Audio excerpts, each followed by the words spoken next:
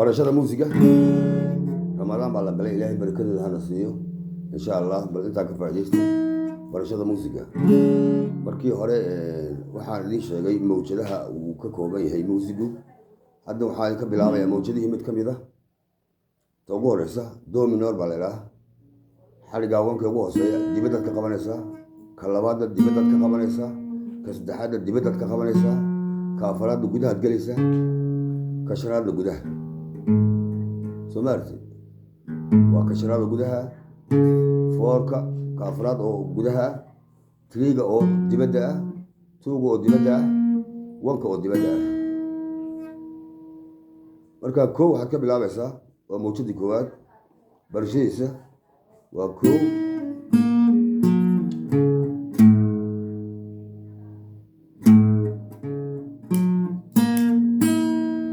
kor iyo hoos unbaad soconaysaa, kor iyo hoos.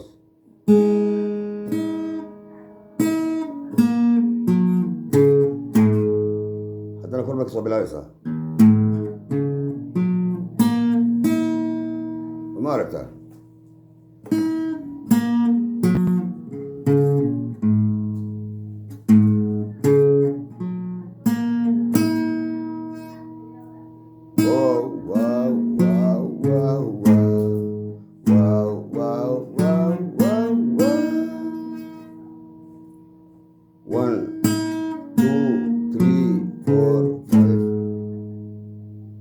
ama kow laba saddex afar shan.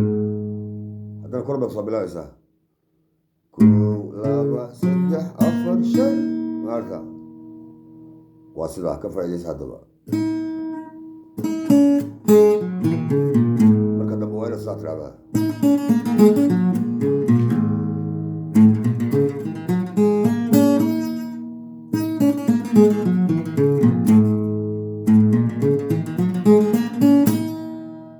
waxaa shimartuuf ka faa'iidaysa.